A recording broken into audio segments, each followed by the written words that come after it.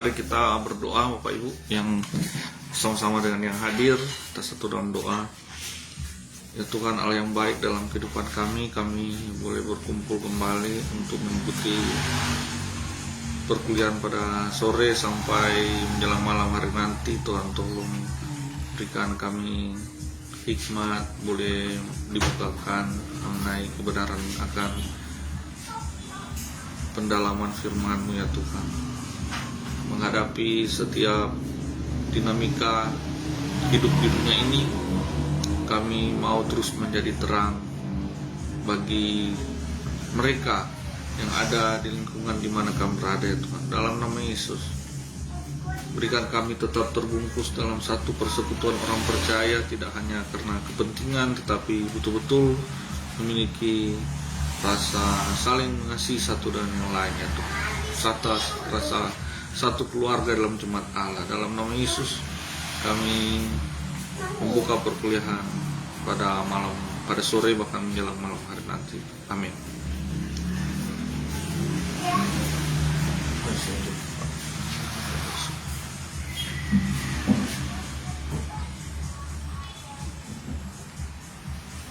Ya, shalom Bapak Ibu. Ini mata kuliah yang sesuai dengan informasi dari ketua, mata kuliah teologi dan sains atau ilmu pengetahuan sudah saya buat, tetapi saya perlu rampungkan itu. Saya sudah kirim tadi ya, dia punya file PowerPoint dengan file Word teologi dan sains. Ini mata kuliah turunan untuk S3, tapi diwajibkan semua mengikuti. Cuman karena masih perlu saya rampungkan lagi setelah saya lihat-lihat tadi, saya rasa masih belum bisa untuk membawakan itu pada sore hari ini. Ya, nanti ketika tukar jadwal barangkali ketika mata kuliah eskatologi nanti ini yang akan isi. Jadi pada sore hari ini saya akan bawa eskatologi, tapi tadi saya sudah kirim di grup yang materi untuk mata kuliah teologi dan sains itu menunjukkan pertanggungjawaban, di mana saya tetap mengirim di grup itu karena sesuai jadwal. Cuman ketua juga bilang kalau belum siap mengajar itu bisa ganti dulu dengan eskatologi. Nanti berikut jadwalnya eskatologi atau jadwal mata kuliah yang lain, kalau saya lihat bisa saya gantikan dengan teologi dan ilmu pengetahuan atau sains. Jadi kita mengikuti PowerPoint yang eskatologi pada sore hari ini Bapak Ibu, yang sudah saya kirimkan di grup. Itu berbentuk Word dengan berbentuk PowerPoint. Yang bentuk PowerPoint saja yang kita buka, karena ini jadilah satu panduan kita. Ada 16 slide. Semoga saya dengan pertolongan Tuhan saya bisa menyederhanakan ini dan tidak begitu lama dalam satu slide, sehingga dalam waktu ke depan ini semua ini slide 16 ini bisa terselesaikan. Slide paling terakhir itu ada peta saman Bapak Ibu. Peta saman di situ. Oke. Ini slide yang pertama. Dari katanya dulu ya. Secara harafiah ilmu eskatologi itu berasal dari bahasa Yunani, yaitu eskatos dan logos. Eskatos itu artinya terakhir, final. Kalau logos itu ilmu. Jadi eskatologi itu dapat diartikan secara harfiah ilmu yang mempelajari tentang atau studi yang mendalami, mempelajari tentang hari-hari terakhir. Hari-hari terakhir di mana? Hari-hari terakhir apa yang dimaksud hari-hari terakhir dari dunia ini, dunia yang kita kenal sekarang ya. Karena akan ada langit yang baru dan bumi yang baru sesuai dengan janji firman Tuhan. Bapak Ibu boleh kita ini ada ayat di situ, Lukas 21 ayat 20 sampai 28. Ini satu nubuat Tuhan Yesus ketika Tuhan Yesus masih bersama dengan murid-muridnya. Ya, Tuhan Yesus bilang akan ada masa di mana Yerusalem dikepung dari segala arah. Dan pengepungan itu akan berjalan begitu mengerikan, menyusahkan, dan rakyat akan banyak menderita karena pengepungan itu berlangsung sangat lama sampai bahan makanan di dalam kota habis. Nah, orang Romawi tidak akan mundur dan orang Selot juga yang sudah terjepit tidak mau menyerah. Yang jadi korban rakyat sipil, rakyat yang mau keluar cari makan dibunuh orang Romawi. Ketika dia kembali ke Yerusalem, kalaupun dia lolos pembunuhan orang Romawi di luar kota, balik ke Yerusalem dia dijarah oleh sesama warga ataupun dibunuh oleh orang Selot karena dianggap dia mata-mata dan sebagainya. Karena orang Selot melarang rakyat keluar kota, dianggap tidak loyal. Itu rakyat banyak yang mati menderita. Dan ada ibu-ibu yang mungkin karena mereka sudah tidak tega melihat anak bayi mereka kelaparan, ya lebih baik mereka bunuh dan mereka masak. Itu sampai kejadian seperti itu di masa itu. Nah, itu Yesus bilang, berdoalah jangan sampai di masa itu kamu ada yang hamil, ada yang begini. Pokoknya kalau Bapak Ibu buka ya Lukas 21 ayat 20 sampai 28 itu, tolong nanti jadi studi Bapak Ibu mandiri dibaca. Nah, Tuhan Yesus bilang berdoa supaya masa itu tidak jatuh pada musim dingin, ya. Yesus katakan demikian. Nah, ketika bangsa Israel melihat ini Yerusalem, mendengar bahwa Yerusalem akan dikepung secara besar-besaran, orang-orang Kristen di Yerusalem itu menanggapinya langsung seperti yang Tuhan Yesus langsung ingat membuat Tuhan Yesus tentang pengepungan Yerusalem. Jadi orang-orang Kristen jadi selamat pada masa penderitaan itu. Karena mereka berawas, mereka teringat nubuatan Tuhan Yesus, lalu mereka menyingkir ke pegunungan namanya pegunungan Pela, hampir-hampir dekat Turki itu. Jadi lari ke arah utara. Nah, di pegunungan Pela itulah komunitas Kristen terus berlanjut dan bertahan. Bayangin kalau mereka tidak tanggap dengan nubuatan Tuhan Yesus, mereka tetap tinggal di kota Yerusalem. Nah, mereka akan mengalami seperti yang rakyat alami dan orang-orang Israel alami di kota itu. Syukur mereka selamat karena mereka menanggapi dengan serius oleh pertolongan Roh Kudus. Mereka bisa ingat nubuatan Tuhan Yesus. Dan mereka selamat dari kesusahan besar di dalam pengepungan Yerusalem itu. Itu yang baik Allah sampai hancur, dibakar oleh Jenderal Titus. Mohon maaf Bapak Ibu. Nah, dibakar oleh Jenderal Titus yang betul. Dan ini kenapa ayat ini kita angkat, karena ini terkait dengan juga masa-masa sekarang. Jadi bagaimana orang Kristen di masa gereja mula-mula menanggapi nubuatan firman Tuhan, nubuatan Tuhan Yesus, begitu pula harusnya jemaat Kristen di masa modern ini menanggapi nubuatan akhir zaman agar supaya selamat seperti jemaat mula-mula itu. Mereka selamat lolos dari kesusahan besar. Kalau kita dari sekarang sudah lihat tanda-tandanya, kan ilmu eskatologi akan memberi petunjuk tanda-tanda akhir zaman itu, gejala-gejala akhir zaman itu seperti apa. Nah, kalau kita orang Kristen punya hubungan dekat dengan Tuhan, erat dengan Tuhan, belajar firman Tuhan, dan kita peka dengan keadaan dunia ini, kita peka dengan apa yang firman Tuhan sampaikan terkait keadaan dunia ini, maka kita pastinya akan selamat dari kesusahan besar yang akan menimpa dunia ini di akhir zaman nanti, Bapak Ibu. Itu maksudnya kenapa kisah ini disimbolisasikan atau diambil jadi contoh acuan untuk orang Kristen atau gereja di masa sekarang, Bapak Ibu. Itu ada gambar pengepungan Yerusalem di atas, sebelah kiri atas. Baru gambar kedatangan Tuhan Yesus sebelah kanan. Dan itu ada gambar juga tentang Nuh. Kenapa saya ambil gambar tentang Nuh? Karena kurang lebih mirip seperti di zaman Nuh. Kan itu Tuhan Yesus sudah sampaikan juga hari-hari terakhir itu mirip seperti waktu zaman Nuh. Itu Nuh tidak menanggapi enteng yang Tuhan ada suruh, meskipun kedengarannya seperti lelucon, ya, bangun bahtera di atas gunung. Dan di zaman itu orang belum mengenal hujan. Firman Tuhan bilang, kitab Kejadian kan menulis yang hanya ada embun, tiap hari itu ada embun dari langit membasahi bumi. Lalu Nuh mau bilang, ayo ikut saya bangun bahtera, sama-sama kita masuk dalam bahtera nanti, karena akan ada banjir besar menutupi dunia ini. Orang-orang bingung, banjir besar ini airnya dari mana? Lalu kalaupun Nuh bilang, oh dari atas langit akan terbuka tingkap-tingkap, dari bawah, dari bumi juga akan terbuka, orang lebih bingung, wah ini halu ini, Nuh ini. Nah itulah, dan ketika apa yang dinubuatkan Tuhan lewat Nuh itu terjadi, semuanya sudah terlambat.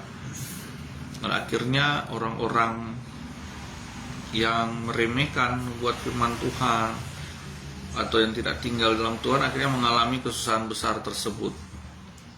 Nuh dan keluarganya selamat. Kurang lebih seperti itu juga di akhir zaman ini. Kan kita Petrus juga bicara mengenai di akhir zaman itu ada banyak pengejek seperti waktu zaman Nuh. Mengejek, bilang konspirasi, ini konspirasi nih, ini halusinasi ini, cocok logi ini. Ya. Tetapi pada akhirnya ketika akhir zaman itu datang, ya bahkan Paulus bilang seperti menimpa kepalanya, seperti kejadian yang tiba-tiba ya. Tapi penyesalan tidak pernah ada di depan, selalu di belakang kan Bapak Ibu. Bersyukur kita orang percaya, paling utama itu hubungan pribadi dengan Tuhan. Baru yakin saja bahwa Tuhan akan bukakan, Tuhan akan tunjukkan kita jadi peka dengan situasi atau gejala-gejala yang sedang terjadi di tengah dunia ini, sehingga kita akan tahu, wah ini waktunya sudah semakin dekat kedatangan Tuhan Yesus, supaya kita diselamatkan, dijauhkan dari kesusahan di masa akhir zaman tersebut. Berjaga-jaga seperti yang perumpamaan Tuhan Yesus tentang 10 gadis, 5 gadis bijaksana dan 5 gadis yang bodoh. Ya, itu semua punya korelatif. Bapak Ibu, di Markus 13 ayat 14 sampai 20 ini ada ayat. Tapi saya rasa apa yang sudah saya jabarkan tadi itu terkait dengan ayat-ayat ini sih sebenarnya. Jadi kita buka saja. Markus 13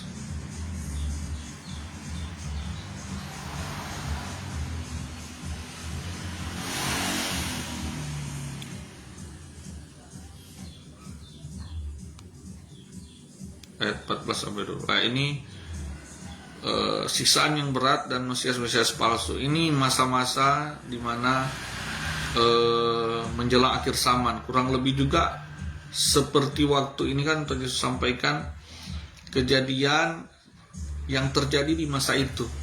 Beberapa tahun setelah Tuhan Yesus terangkat ke surga, tetapi Tuhan Yesus sudah nubuatkan dahulu.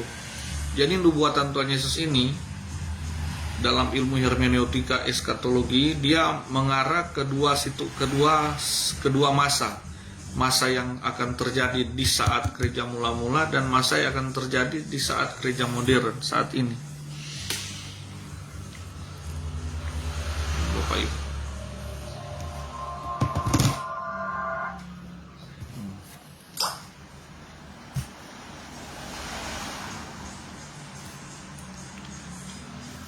baru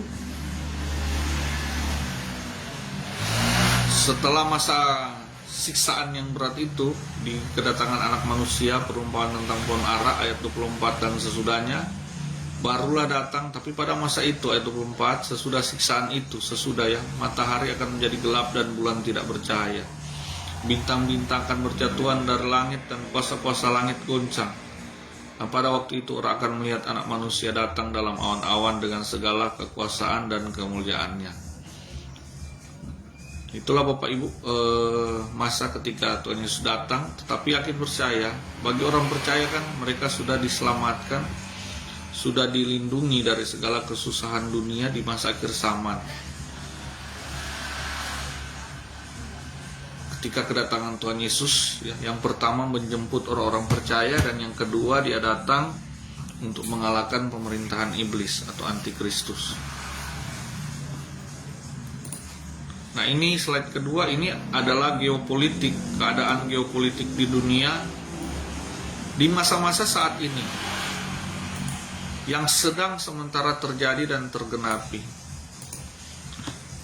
Itu ada tertulis keyakinan tentang akhir zaman di kalangan Protestan itu sangat berbeda. Kaum Kristen premilenial percaya bahwa akhir zaman sedang terjadi saat ini, sudah sementara terjadi. Biasanya spesifik tentang garis waktu yang berpuncak pada hancurnya dunia. Itu ada peta sama nanti. Bagi keyakinan ini, Israel, Uni Eropa atau PBB itu adalah pemain-pemain utama yang peranannya telah dinubuatkan dalam kitab suci. Di antara para penulis pra-milenial dispensasional, ada orang-orang yang percaya bahwa orang Kristen secara adik kodrati akan dikumpulkan ke surga oleh Tuhan Yesus dalam peristiwa yang disebut pengangkatan,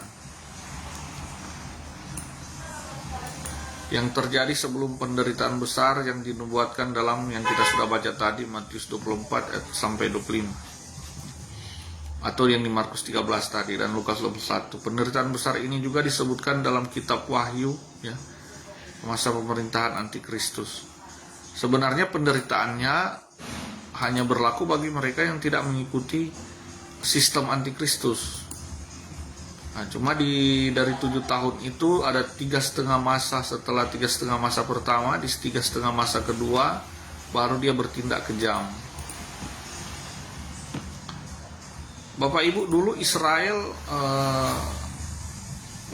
sepertinya tidak punya akses untuk bekerja sama dengan negara-negara Arab, tetapi masuk di tahun 2000-an ke atas ini Israel sudah bekerja sama dengan negara-negara Arab dan membangun persahabatan. Ini awal di mana terjadi rekonsiliasi, harus terjadi rekonsiliasi di Timur Tengah. Sekarang kan yang bermusuhan dengan Israel tinggal Suriah, Libanon, dan Iran. Kalau Suriah dan Libanon sih ya tidak begitu masalah, mereka pasti akan mengikuti. Tinggal Iran yang jadi kerikil saja di sana. Jadi kalau Iran sudah berdamai, sudah punya ini resim atau pemerintahan Ayatullah Khomeini ini sudah runtuh, kan sekarang sementara terjadi demo besar-besaran untuk meruntuhkan ini pemerintahan Ayatullah Khomeini yang anti Israel. Nah, nanti kalau dia punya pemerintahannya runtuh dan diganti dengan pemerintahan yang lebih sekuler, lihat saja Bapak Ibu, mereka akan bekerja sama dengan Israel. Nah, ini sudah jalan, sudah terbuka untuk berdirinya Bait Allah ke depan. Karena sebelum kedatangan Tuhan Yesus, sebelum munculnya Antikristus, itu Antikristus kan dia akan dinobatkan dan akan memerintah di Bait Allah Yerusalem, Bapak Ibu. Nah, sementara Bait Allahnya tidak ada saat ini. Yang ada berdiri di situ Masjid Al-Aqsa, masjid ketiga bersejarah dari umat Muslim. Rasa-rasanya tidak mungkin untuk mendirikan kembali Bait Allah di situ, tetapi dengan adanya perdamaian seperti saat ini, Arab Saudi yang paling utama, yang sulung lah di Timur Tengah, ya. Uni Emirat Arab juga sudah menjalin kerjasama dengan Israel.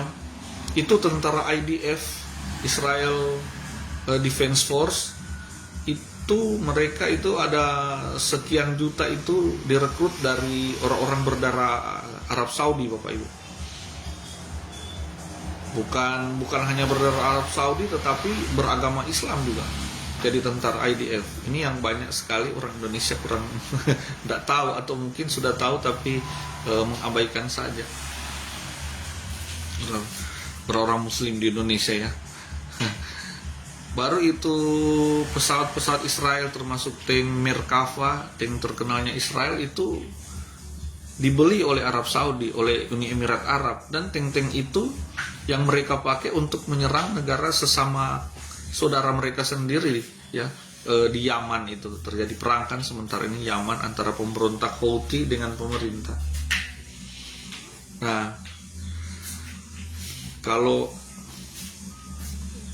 perdamaian dengan Iran dan pokoknya ketika Israel sudah punya banyak akses, terjalin persaudaraan dengan negara-negara Timur Tengah, maka Bait Allah itu sudah makin dekat akan berdiri.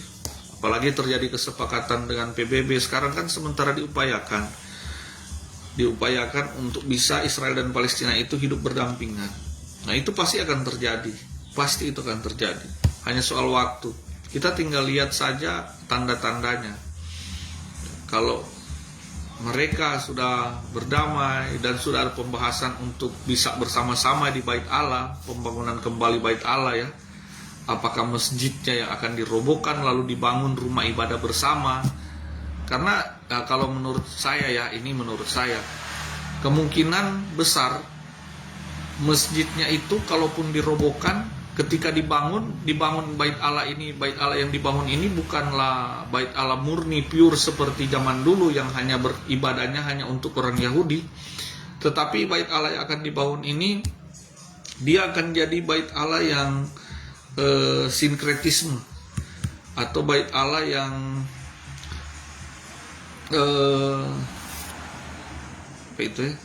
bertoleransi dengan semua agama. Jadi semua agama termasuk 3 agama Abrahamik ini, Islam, Kristen, dan Yahudi, itu akan bisa beribadah bersama-sama di situ. Jadi semua agama ini diakui untuk merasa memiliki Bait Allah tersebut. Dia jadi Bait Allah yang universal begitu.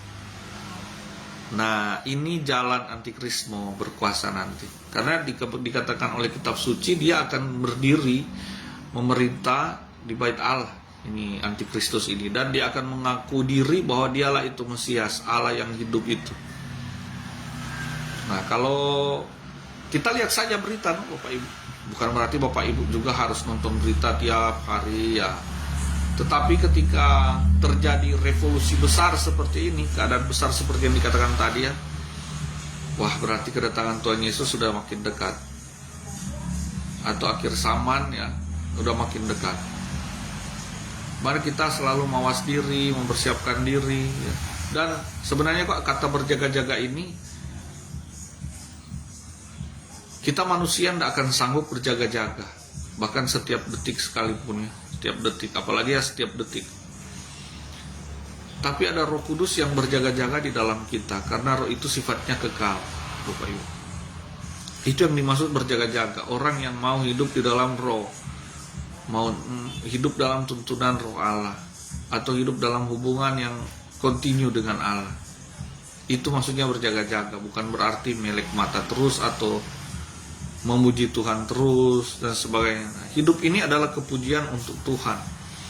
Ketika kita menyerahkan hidup kita kepada Tuhan, itu namanya sudah berjaga-jaga, karena Roh Kudus itu yang berjaga-jaga bagi kita, Bapak Ibu.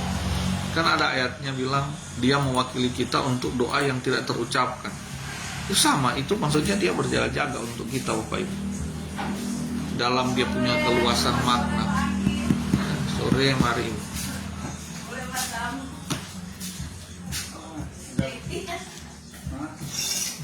ada orang mengajar. Nah,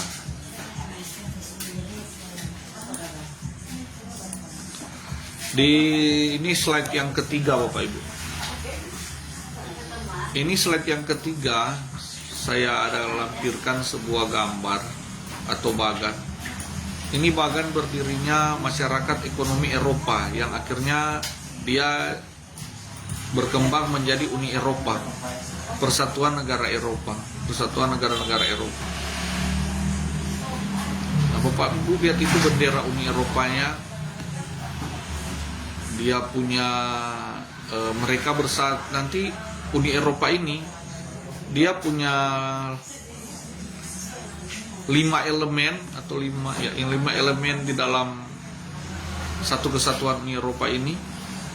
Elemen pertama yaitu politik dan ekonomi, persatuan politik ekonomi, persatuan antar bangsa, persatuan antar dewan bangsa-bangsa, persatuan parlemen bangsa-bangsa Eropa, ya. Council of the European Union. Pokoknya mereka persatuannya tidak hanya sekedar bersatu hanya dalam bidang politik dan ekonomi, tetapi mereka memiliki satu kesadaran bahwa mereka ini satu bangsa yang besar, bangsa Eropa, dengan ciri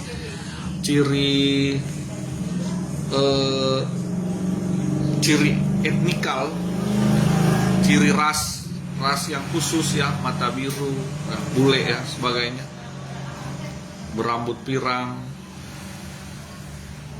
ciri ras Kaukasoid atau Kaukasian. Nah, bangsa Eropa kan itu terkenal dengan pegunungan, orang-orang yang tinggal di Kaukasus, pergunungan Kaukasus. Ras di dunia kan 3, Mongoloid Asia, Negroid mewakili kulit hitam Afrika, dan Kaukasoid mewakili bangsa Eropa. Lalu Amerika mana? Nah, Amerika itu kan orang-orang Eropa yang ke sana. Mereka ras Kaukasoid. Kalau penduduk Amerika asli, orang-orang Indian, itu dia masuk ras Mongoloid, Bapak Ibu. Hanya 3 ras. Kenapa hanya 3 ras? Itu mengacu dari anak Nuh, Sem, Ham, dan Yafet. Nah, ini Bapak Ibu, ini gedung Parlemen Eropa ada, dan ini gedung Persatuan Uni Eropa yang ada di Swiss juga, Swiss. Itu bentuk gedungnya seperti itu, agak unik. Karena kalau Bapak Ibu searching di Google juga, ya saya lupa terakan di sini. Itu gedung itu mirip sekali dengan Menara Babel zaman dulu. Menara Babel di Alkitab yang merupakan menara bentuk pemberontakan manusia terhadap Allah yang dibangun oleh Nimrod. Tapi karena menara itu kan nak jadi dia tapotong setengah dan begitu dah, nyana kelar. Nah, sama dengan gedung Uni Eropa ini, dibuat dia punya desain mirip sekali dengan Menara Babel tersebut.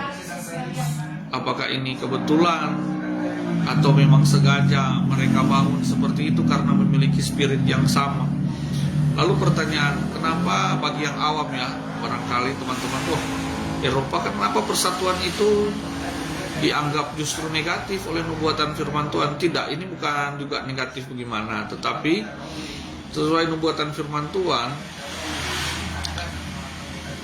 hermeneutika eskatologi untuk kitab Wahyu yang binatang yang keluar dari dalam laut itu, ini kata Eropa ini itu artinya sebenarnya binatang, the beast, binatang yang keluar dari dalam laut. Dalam mitologi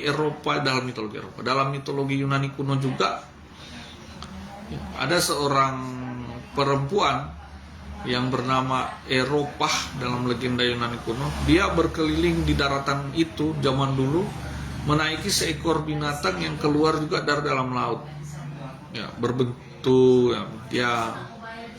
Nah, makanya daratan itu disebut Eropa.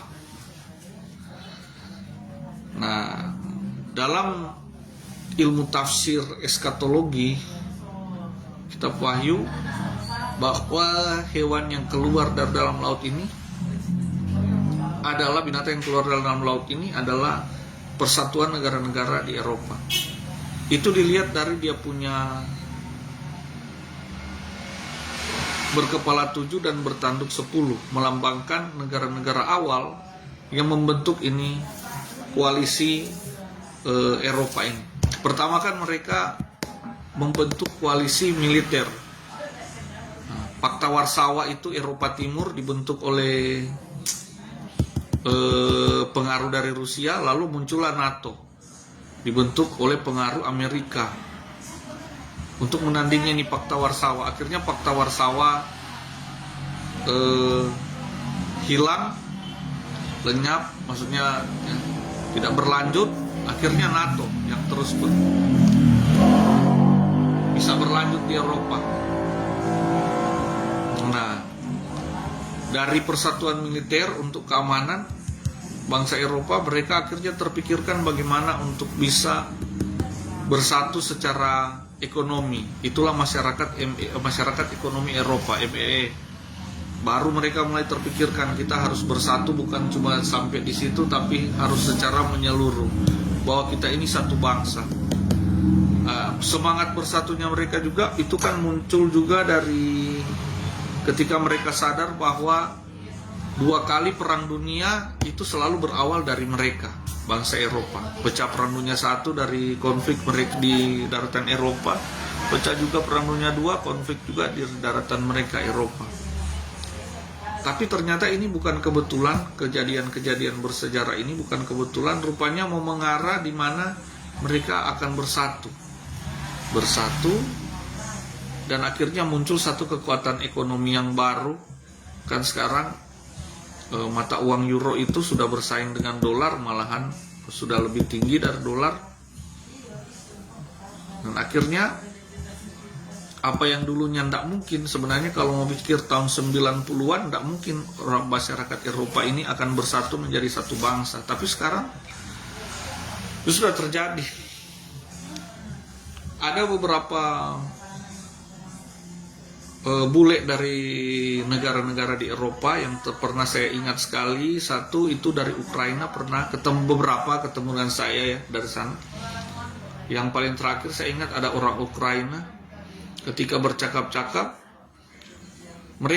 dia selalu menyebut, dan yang sebelumnya juga mereka selalu menyebut, kalau datang mereka tidak menyebut negaranya secara spesifik, mereka selalu menyebut, oh kami di Europe, kami di Eropa, kami di Eropa. Mereka tidak bicara kami di Ukraina, kami di Belgia. Nanti kalau ada hal yang spesifik mengacu pada dia punya state negara, dia akan bilang. Tapi kalau cuma secara umum, mereka sudah lebih fasih menyebutkan mereka dari Eropa. Jadi itu sudah menunjukkan bahwa mereka sudah betul-betul meyakini persatuan mereka, sudah betul-betul memaknai, mereka punya rasa persatuan itu, bahwa mereka itu satu bangsa, yaitu bangsa Eropa. Nah ini juga tidak akan hanya berhenti sampai di situ.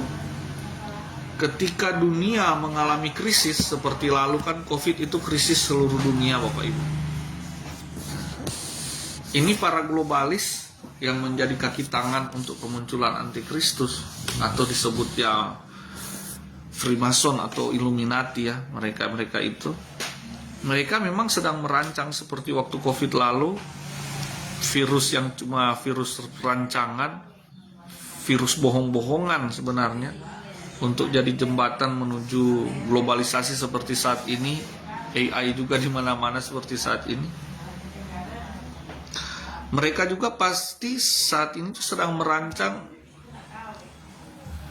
situasi darurat kedua, situasi darurat berikutnya.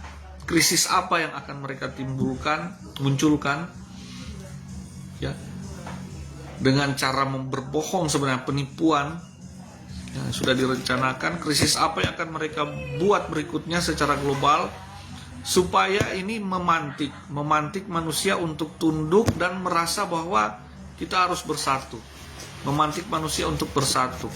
Karena kalau dunia kena krisis, otomatis kan manusia itu akan terpikir untuk bersatu melawan itu krisis.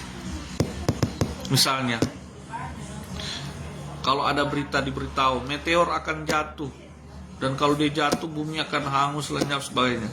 Wah, perang tuh pasti berhenti, perang antar negara. Semuanya akan memikirkan bagaimana caranya supaya bumi bertahan hidup.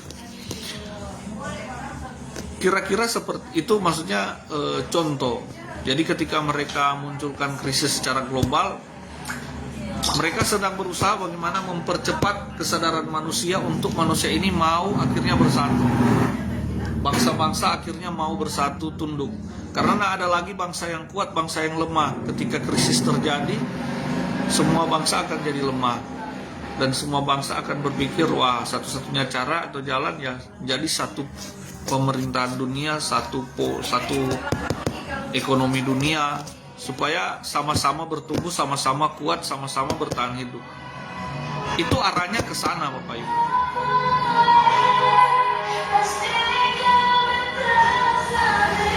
Misalnya,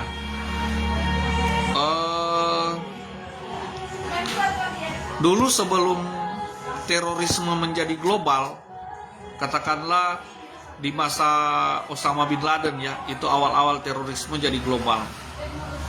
Termasuk di Indonesia kita rasakan. Aduh. Nah, sebelum itu terorisme itu hanya jadi ancaman di wilayah-wilayah lokal antar negara. Tapi ketika terorisme jadi ancaman global, akhirnya lah muncul gerakan global untuk melawan itu. Gerakan bersama-sama untuk melawan itu. Nah, ada beberapa kajian yang mengatakan bahwa terorisme ekstremis agama ini pun ini dirancang oleh mereka-mereka itu supaya dunia akhirnya mau bersatu dalam pertahanan dan keamanan.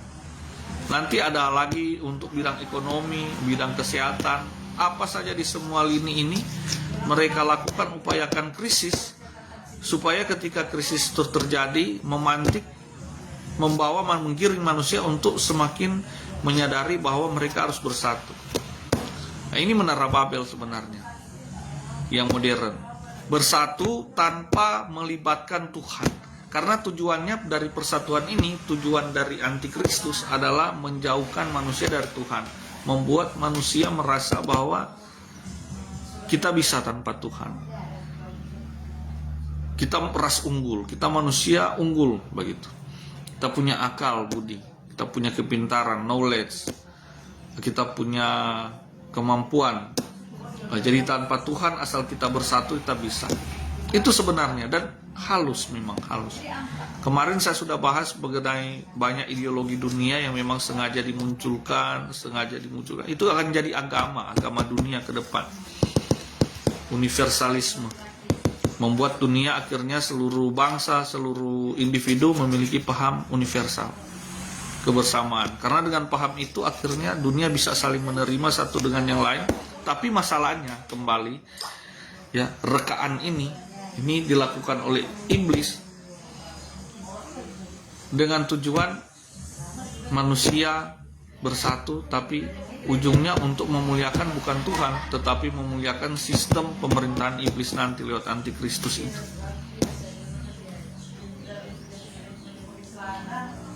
Slide yang keempat. Kaum milenialis memusatkan, ini kaum milenialis maksudnya Kristen yang muncul, keyakinan Kristen yang muncul di tahun-tahun era 890-an Bapak Ibu. Itu gerakan karismatik untuk paling banyak. Memusatkan perhatian pada apakah orang-orang yang percaya sejati akan menyaksikan penderitaan atau disingkirkan daripadanya dalam apa yang disebut pengangkatan. Oke, ini nanti kita baca secara, nanti Bapak Ibu baca selanjutnya. Saya sudah tangkap begini. Bapak Ibu ada keyakinan, meyakini bahwa sebelum masa antikristus kita sudah mengalami pengangkatan. Tuhan Yesus sudah datang menjemput kita orang percaya. Itu ada di 2 Tesalonika, ayat sumber ayatnya. Ada juga yang meyakini bahwa pengangkatan orang percaya itu terjadi di tengah-tengah masa pemerintahan antikristus.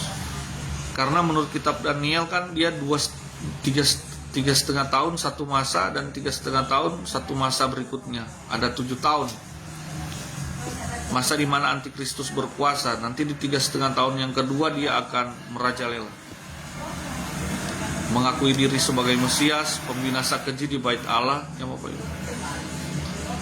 Nanti ada yang percaya bahwa di masa sementara masa antikristus berkuasa terjadi pengangkatan itu. Orang-orang percaya disingkirkan sebelum antikristus masuk di 3,5 masa yang kedua di mana dia merajalela. Tapi ada juga yang percaya bahwa pengangkatan orang percaya terjadi setelah masa antikristus berakhir. Itu dia mengacu dari ayat yang kita baca tadi di Markus 13 ayat 14 sampai 20. Kan di situ bilang sesudah penderitaan itu. terjadi pengangkatan atau terjadi penjemputan dari Tuhan untuk orang percaya. Nah, saya lalu bagaimana menjawab ini? Mana yang betul nih? Sebelum masa antikris kita sudah diselamatkan, diangkat oleh Tuhan, atau di tengah-tengah, atau sesudah? Saya merasa lebih bijak menjawab, terjadilah sesuai dengan iman Bapak Ibu dan sesuai dengan kasih karunia Tuhan atas kita, atas Bapak Ibu sekalian, atas kita semua. Jadi terjadilah sesuai dengan apa yang kita imani, amin. Terjadilah sesuai dengan kasih karunia Tuhan untuk kita, Bapak Ibu. Karena kalaupun kita harus melewati masa pemerintahan antikristus itu, saya yakin Tuhan menyingkirkan kita dari kesusahannya. Kita berpegang teguh pada Tuhan, Tuhan pasti menyingkirkan kita dari kebinasaannya. Mana buktinya? Begini Bapak Ibu, zaman Elia, ini satu contoh saja dari sekian banyak contoh penyertaan Tuhan. Ketika Tuhan bilang, Elia, dunia ini jahat sekali, ini bangsa Israel. Elia, bangsa Israel ini sudah jahat sekali di mata saya. Saya akan menghukum mereka. Terjadi kelaparan besar-besaran. Setelah saya cari, dia punya kelaparan berapa lama? Masa kelaparan 7 tahun kalau nggak salah, Bapak Ibu. Tapi saya buka Alkitab dulu.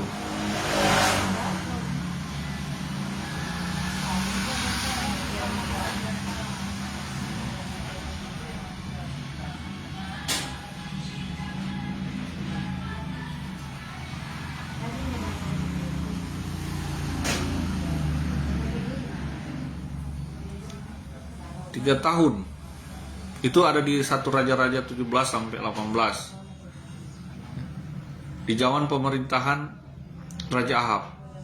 Tetapi di masa 3 tahun kelaparan, kemarau panjang itu, sampai akhir pun sulit, banyak yang mati, menderita dan sebagainya. Ini Nabi Elia, ini Tuhan lindungi, Tuhan singkirkan ke tepi sungai Kerit. Di sana, Bapak Ibu, tiap sore burung gagak datang bawa roti ke dia. Dia makan roti, minum air dari sungai Kerit itu, tidak pernah kering selama 3 tahun. Oh ya, dan ketika air sungai itu mulai kering, baru Tuhan suruh dia pergi ke seorang janda di Sarfat.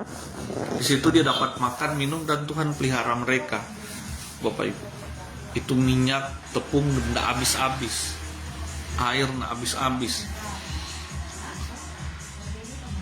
Pemeliharaan Allah ini pasti akan berlaku bagi mereka-mereka yang kalaupun, bagi mereka atau kita yang kalaupun kita harus melewati masa antikristus itu. Dunia mengalami kesusahan, tapi kita tidak turut mengalaminya, Bapak Ibu. Dan kesusahan dunia ini di masa dulu dengan masa akhir zaman nanti bisa saja jauh berbeda. Karena kita tahu bersama kan sekarang dia main digital. Siapa yang tidak masuk sistem, dia tidak bisa, dia kehilangan lah hak sosial, hak ekonomi sosial, dan hak-hak lainnya. Dia punya hak asasi manusia hilang. Dia tidak bisa berbelanja, berjual beli dan sebagainya. Tidak bisa kesana kemari. Kemarin itu COVID, dia punya simulasi Bapak Ibu, tidak divaksin, soalnya kita kehilangan akses kemana-mana.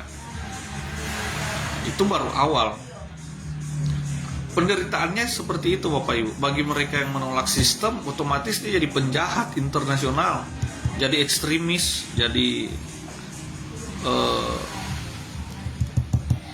akan dianggap teroris juga barangkali ya, karena dia melawan sistem pemerintahan yang akan berjalan nanti. Nah, itu sudah penderitaan buat mereka. Tapi apakah mereka yang mengikut sistem juga tidak menderita? Bapak Ibu renungkan. Apakah mereka yang mengikuti sistem digital nanti juga itu yang mereka kehilangan hak atas dirinya? Dia harus turut pada sistem itu. Tapi ketika turut pada sistem itu, oke, dia akan menikmati kemakmuran, kesejahteraan, ya, pekerjaan yang layak, segala sesuatu yang layak. Tapi semuanya diatur. Bahkan bahan makanannya pun diatur. Itu pun satu penderitaan Bapak Ibu. Tapi yakin saja Bapak Ibu, Tuhan tidak punya tangan Tuhan tidak kurang panjang untuk menyingkirkan, melindungi atau menyendirikan ya, menyingkirkan orang-orang percaya seperti waktu zaman pengepungan Yerusalem yang Tuhan nubuatkan itu ditanggapi nubuat akhir zaman kok oleh gereja mula-mula. Tapi mereka karena mereka menanggapinya, mereka selamat. Sebelum ketika mereka melihat sudah tanda-tanda, mereka segera menyingkir, Bapak Ibu. Sama seperti kita ketika kita melihat tanda-tanda ini, ya, perkembangan dunia ini sudah sampai di sini.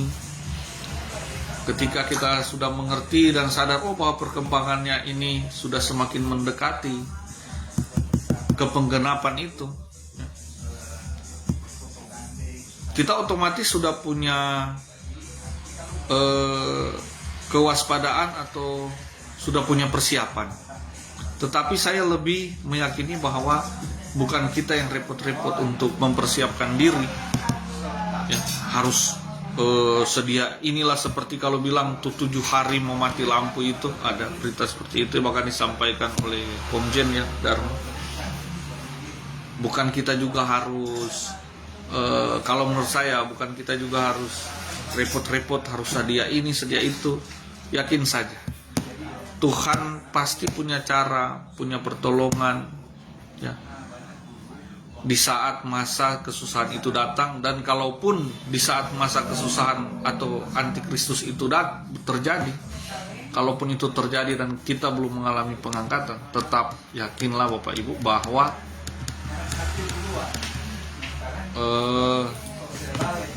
Tuhan pasti sudah menyendirikan kita atau menyingkirkan kita. Jadi penyingkiran dari Tuhan ini tidak hanya melulu lewat pengangkatan, Bapak Ibu, tapi dia dengan cara apapun, dengan berbagai cara. Ini kan Allah yang sangat kreatif. Dan ingat Bapak Ibu, Allah ini omnipresent, dia hadir, maha hadir, Bapak Ibu. Lalu ada pembahasan bilang Roh Kudus sudah diangkat dan sebagainya, ya Bapak Ibu. Sampai saat sekarang ayatnya itu masih kontroversi kalau menurut saya. Kasih karunia sudah diangkat, maut tidak ada lagi dan sebagainya, Bapak Ibu. Nah, Roh Kudus tidak akan pernah meninggalkan orang percaya, Bapak Ibu. Apakah mereka jatuh dalam dosa ataupun mereka tidak jatuh dalam dosa. Roh Kudus itu roh yang kekal. Dia tidak akan pernah meninggalkan kita, Bapak Ibu. Kecuali mungkin itu bisa terjadi jika kita sudah menyangkal dia. Kan Tuhan Yesus bilang dosa yang tidak bisa diampuni menyangkal Roh Kudus, menghujat Roh Kudus. Ini maksudnya Pak, yang Tuhan Yesus maksudkan ini dengan kata menghujat ini, itu menghujat Roh Kudus tidak bisa diampuni dalam arti ya dia menyangkal Roh Kudus. Bagaimana kalau kita menyangkal Roh Kudus lalu Roh Kudus tidak bisa hadir dalam hidup kita? Otomatis kita tidak bisa memiliki keselamatan. Selama dia menyangkal Roh Kudus, dia tidak bisa diampuni. Nah, itu yang Tuhan Yesus katakan kan, dosa yang tidak bisa diampuni adalah menghujat Roh Kudus. Penyangkalan. Jadi kalau dia mau lebih memilih menolak Tuhan, ya otomatis dia tidak ada keselamatan, tidak ada pengampunan. Kan pengampunan hanya di dalam Tuhan, di dalam Kristus.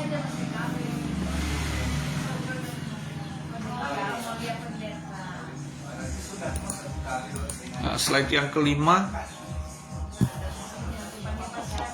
ini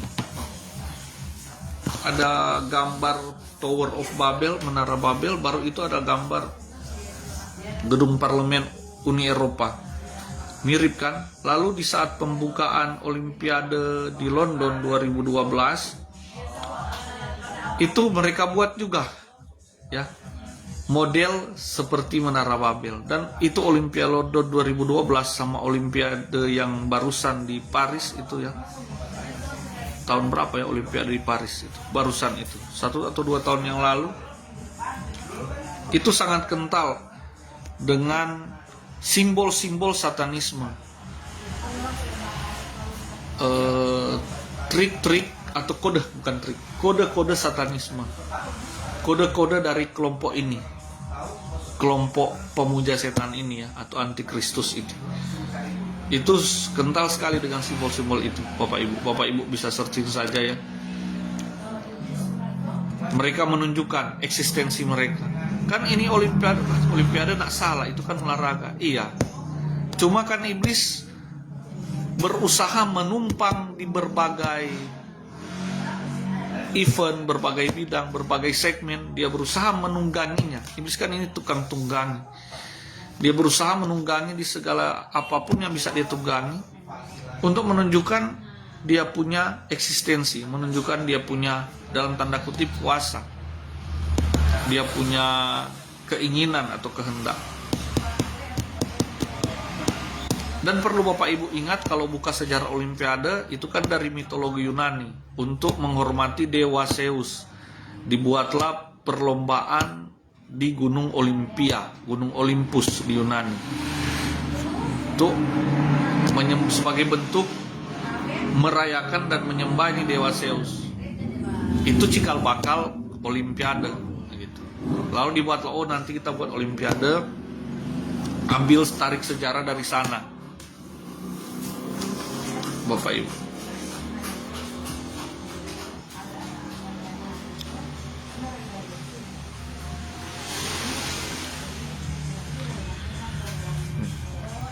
Masyarakat ekonomi Eropa yang didirikan berdasarkan perjanjian Roma adalah Kekaisaran Romawi, yang kalau Bapak Ibu ini Kekaisaran Romawi baru yang dihidupkan kembali.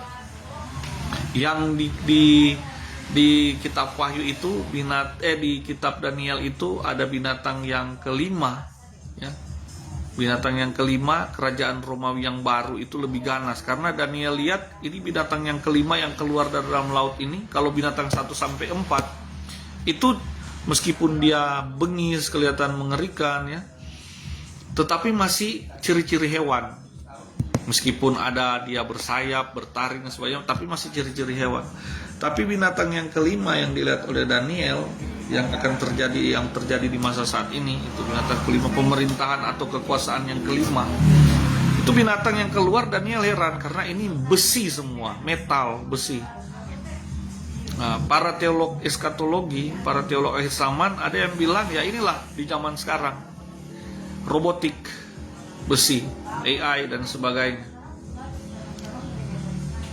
Tetapi dia akan sangat rapuh, Bapak Ibu. Kalau di Daniel juga kan itu ada 2 penglihatan yang menunjukkan tentang kekuasaan dunia tersebut. Oke, saya jelaskan saja, jangan, karena ada yang banyak yang awam juga sini. Jadi di kitab Daniel, Bapak Ibu,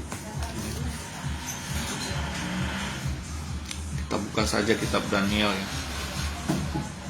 Penglihatan tentang hewan, penglihatan itu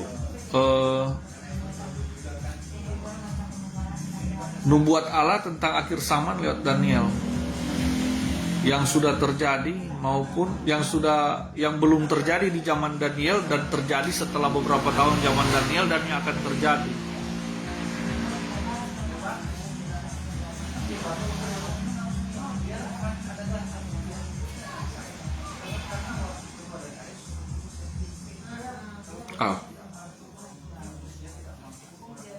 Ini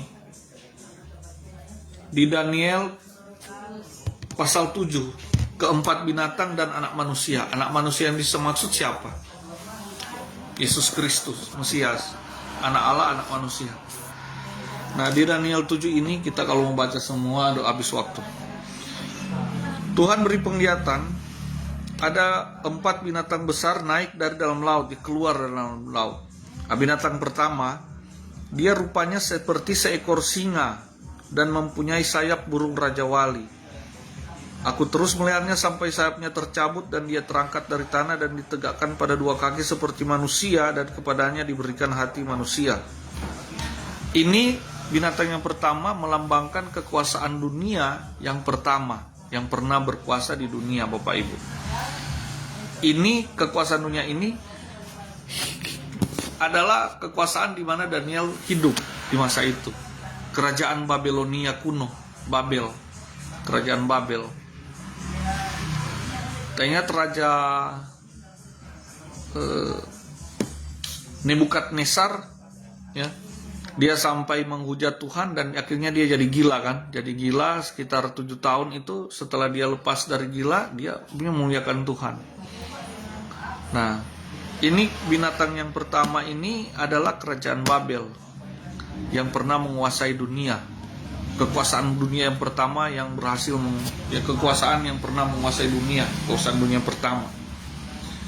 Daniel hidup di masa itu bersama Sadrak, Meshach, Abednego. Makanya lambang-lambang kerajaan Babel itu, kalau Bapak Ibu penikmat sejarah, itu dia punya tembok kota dan sebagainya itu. Dia punya kepala itu kepala manusia, melambangkan rajanya. Dia punya badan singa, terus ada sayap. Persis seperti yang Tuhan perlihatkan penglihatan pada Daniel ini. Dan Daniel waktu dia mengalami penglihatan ini, dia langsung lemah ya, berhari-hari dia lemah. Dia mengalami shock karena Tuhan kasih lihat yang sangat menggetarkan. Tapi memang supaya orang akhirnya tahu rencana Allah, termasuk orang percaya paling utama, yang mau percaya pada firman Tuhan. Kalau orang dunia akan mengejek, cocok logis dan sebagainya. Nah, tetapi Tuhan kasih tunjuk akan ada setelah binatang pertama itu ada binatang yang kedua yang akan menguasai dunia setelah Babel. Siapa itu? Binatang kedua seperti macan tutul, ada 4 sayap burung pada punggungnya, lagi pula binatang itu berkepala 4 dan kepadanya diberi kuasa. Setelah kerajaan Babel jatuh, diganti dengan kerajaan Media Persia, Bapak Ibu. Bapak ingat waktu kerajaan Babel jatuh itu dan diganti Media Persia, Daniel pun masih hidup di masa itu. Daniel saksi sejarahnya juga. Ketika Daniel mengalami mimpi ini, dia masih hidup di masa ini masih di masa Babel. Dan Tuhan sudah kasih tahu Babel akan runtuh seperti ini. Makanya ketika Raja Babel yang terakhir bernama Belsasar, itu kan dia tiap hari pesta pora di ibu kota Babelonia, di benteng itu. Dan benteng yang katanya megah tidak bisa ditembus, karena itu benteng dia punya atas itu dilewati 6 kereta, jadi tebal. Tetapi orang-orang Media Persia, orang-orang Persia hanya perlu keringkan dia punya air sungai yang di bawah kota, lalu dorang lewat situ, mereka lewat situ dan akhirnya melakukan kudeta kepada raja yang sementara berpesta. Dan itu kan muncul itu tulisan dari Tuhan menulis itu mene tekel ufarsin. Tidak ada yang bisa menerjemahkan kecuali Daniel, yang waktu itu Raja Belsasar tidak kenal Daniel, dia menyepelekan, padahal sebelumnya Daniel orang penting sekali di kerajaan Babel.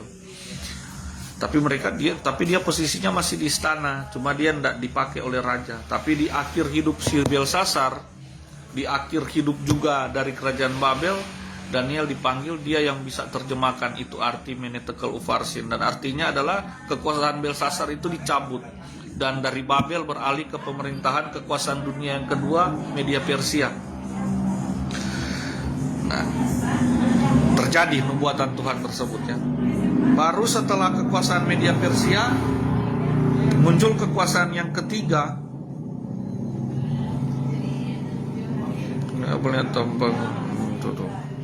Yaitu tampak seekor binatang yang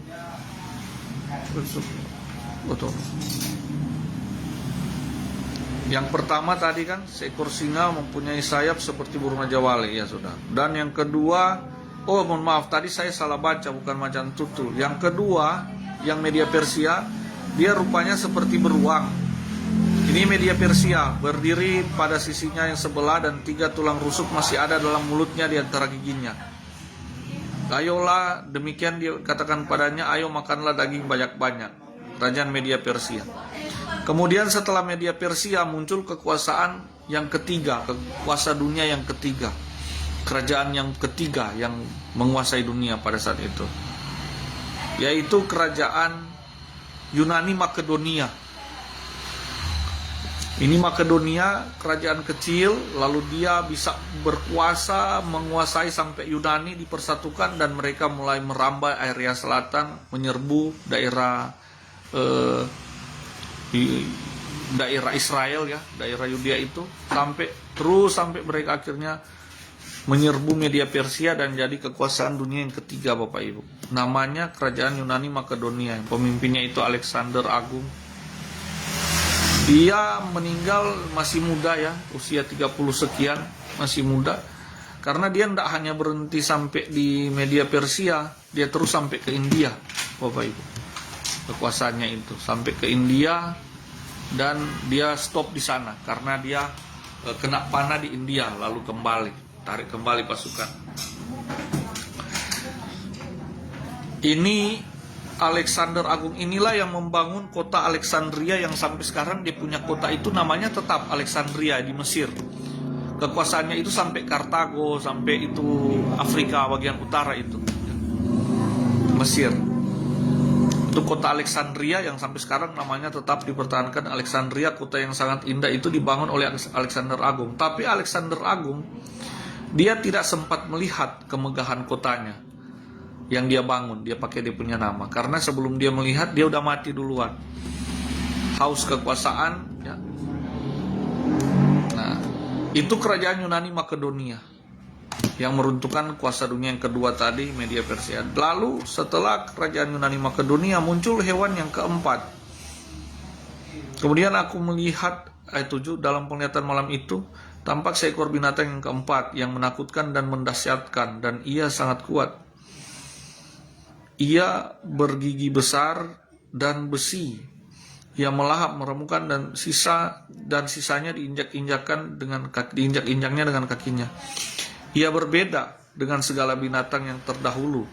Lagi pula ia bertanduk 10. Sementara aku memperhatikan tanduk-tanduk itu, tampak tumbuh di antaranya suatu tanduk lain yang kecil, sehingga 3 dari tanduk yang dahulu itu tercabut, dan pada tanduk itu tampak ada mata seperti mata manusia dan mulut yang menyombong. Ini kan jadi berbeda dengan 3 hewan sebelumnya. Kerajaan yang menguasai dunia yang keempat, ya, di mana kerajaan itu berkuasa di saat Tuhan Yesus lahir, Tuhan Yesus mati di masa kerajaan itu, dan orang gereja mula-mula juga dianiaya di masa kerajaan itu. Kita tahu bersama kerajaan Romawi. Kerajaan Romawi itu ternyata ada 2, Romawi kuno di zaman lalu dan sekarang Romawi modern, Romawi yang baru yang bangkit sekarang, yaitu Persatuan Uni Eropa. Karena wilayahnya sama, budayanya sama, wilayahnya sama, rasnya sama, bangsanya sama. Makanya disebutkan di sini, ini lain ini. Ketika Daniel lihat ini binatang yang keempat, dan dia sangat kejam, dia meremukkan semuanya, mencabut semuanya. Ini bukan cuma bicara kerajaan Roma di zaman dulu, tapi bicara kerajaan Romawi modern di masa sekarang, yaitu Uni Eropa yang salah satunya menjadi jembatan untuk munculnya pemerintahan atau kerajaannya, atau pemerintahan yang dimaksudkan di akhir zaman itu pemerintahan antikristus. Ini bukan hewan kalau mau lihat, karena dia besi ya, disebutkan di situ ia bergigi besar dan besi. Kalau yang 3 binatang sebelumnya dia masih memiliki anatomi hewan begitu. Kalau binatang yang keempat ini anatominya bukan hewan lagi karena besi dikatakan di situ.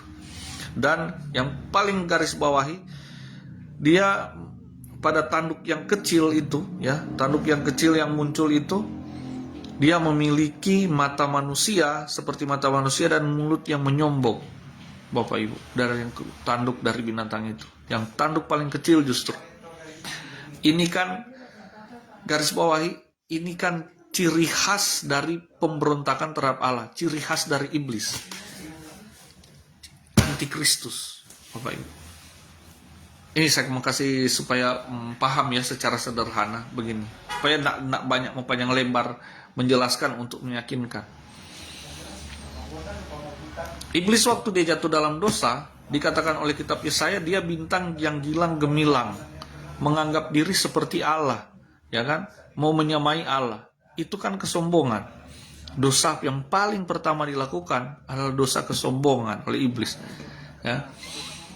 Dia mau menyamai Allah, bahkan menurunkan Allah. Nah, dia melawan Allah. Akhirnya dia kalah perang di surga itu di kitab Wahyu ditulis ya, terjadi peperangan di surga.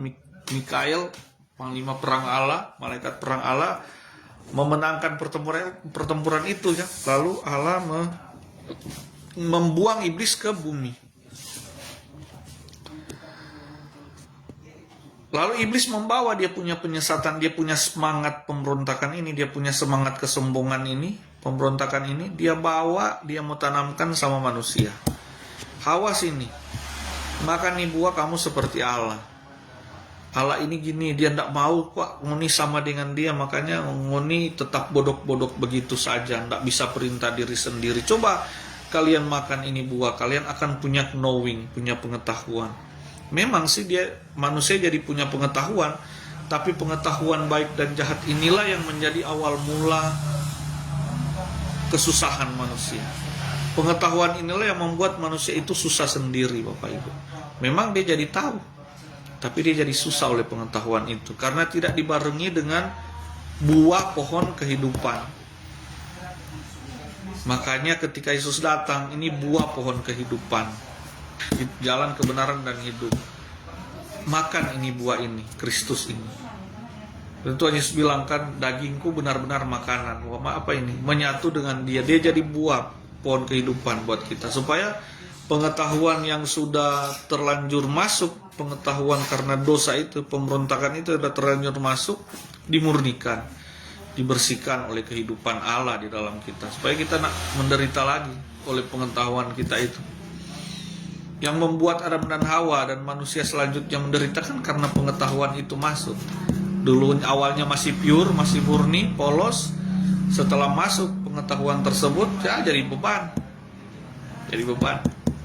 Hidup berbeban.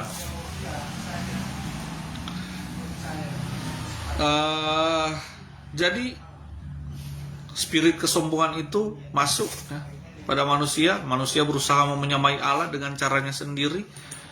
Padahal Allah sebenarnya, tujuan Allah juga membuat manusia untuk jadi segambar dan serupa dengan dia, menyamai dia ya. Sempurna seperti dia, itu yang di Wahyu ya. Tetapi harus dengan jalannya Allah, bukan jalan manusia sendiri.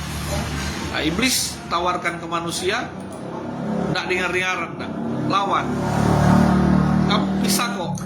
Kamu bisa kok jadi Tuhan dengan caramu sendiri, jadi seperti dia dengan caramu sendiri. Padahal Tuhan sebenarnya punya cara yang benar di hadapan Tuhan, bagaimana supaya manusia sempurna sebagaimana dia. Itu kan yang Tuhan maksud menciptakan.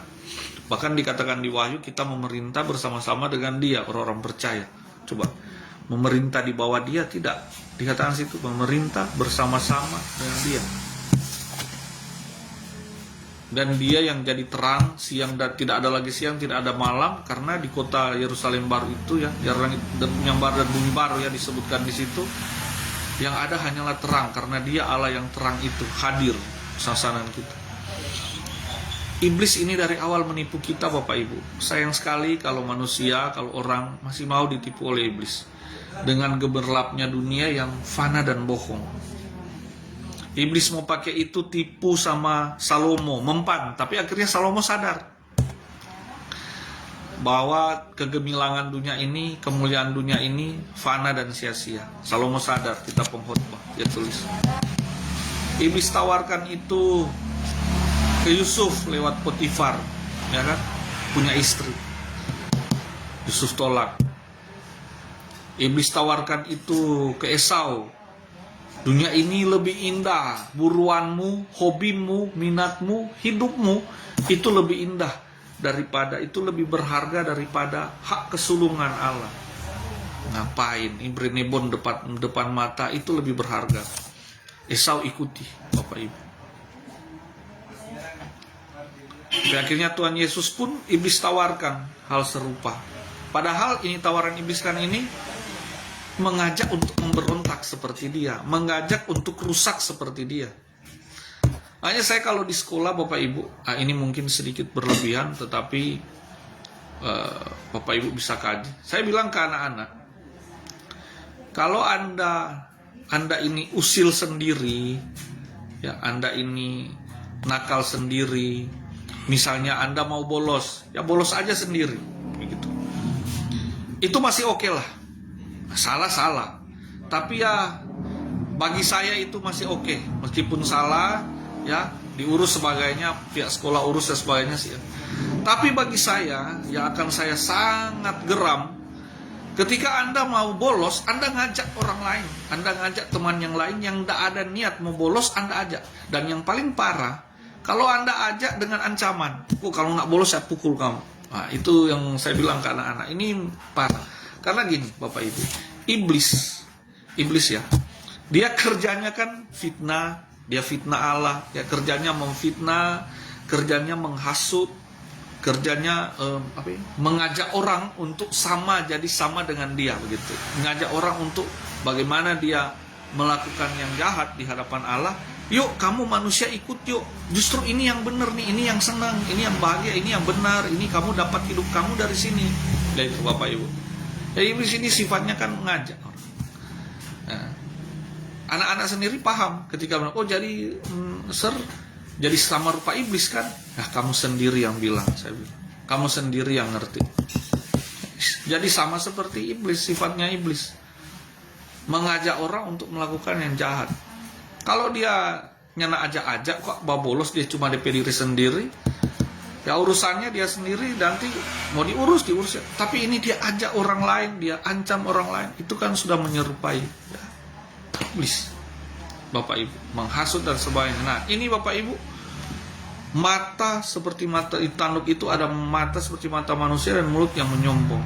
Ini antikristus, Bapak Ibu, yang akan muncul dari persatuan yang akan muncul dari menjembatani, akhirnya muncul dari salah satu dari ini persatuan Uni Eropa ini Bapak Ibu, kerajaan Romawi modern.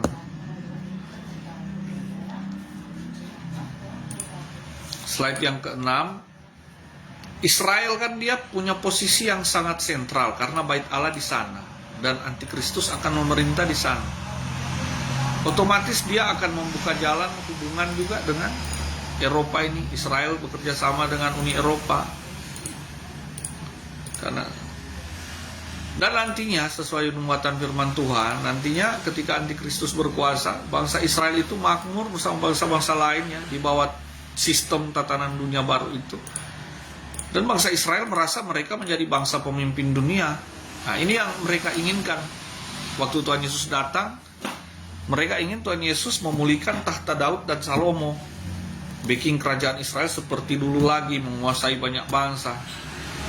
Tapi Tuhan Yesus tujuannya bukan itu, membangun kerajaan rohani, kerajaan Allah di hati orang percaya yang menerima dia sebagai Mesias, Tuhan Juru Selamat. Bangsa Israel menanggapi Mesias secara daging sampai sekarang ini, ya. Nah, ketika antikristus datang memerintah di bait Allah, menyatakan diri dia Mesias, otomatis orang Israel akan mengakui, wah ini yang Mesias itu.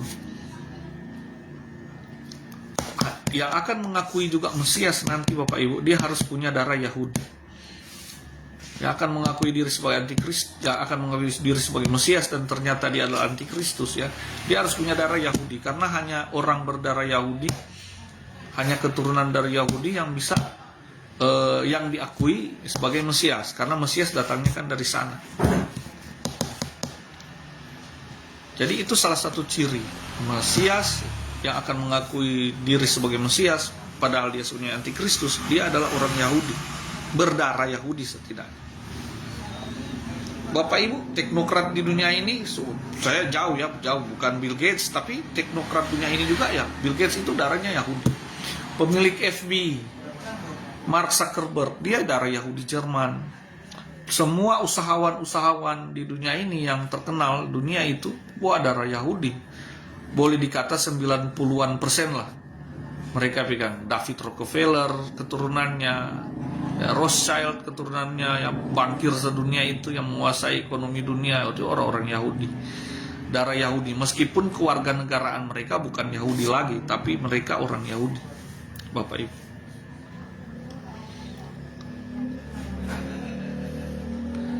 Nah, ketika bangsa Israel terpesona dengan Mesias palsu ini, dan ketika nanti Mesias palsu ini akan mengakui diri di 3,5 tahun kedua atau 3,5 tahun terakhir, menunjukkan tipikal aslinya, di situ bangsa Israel akan meratap. Itu kata firman Tuhan. Ada saatnya mana mereka akan meratap dan memandang kepada Dia yang mereka tikam, seperti orang Romawi dan memandang Tuhan Yesus yang ditikam di kayu salib. Orang Romawi ini akhirnya mengakui sungguh Engkau anak Allah. Akhirnya baru orang-orang saat itu orang Israel akan mengalami pertobatan besar, karena di saat itulah mereka akhirnya percaya atau meyakini, waduh, ternyata yang 2000 tahun lebih yang lalu yang nenek moyang kami tikam di kayu salib atau salibkan, dia itu ternyata Mesiasnya. Baru terjadi pertobatan besar pada bangsa Israel. Mereka menerima Yesus sebagai Tuhan dan Juru Selamat. Kalau sekarang kan posisi mereka masih menunggu menanti Mesias itu. Nah, Mesias yang mereka nantikan itulah yang akan mengaku diri Mesias, ya. Ternyata antikristus.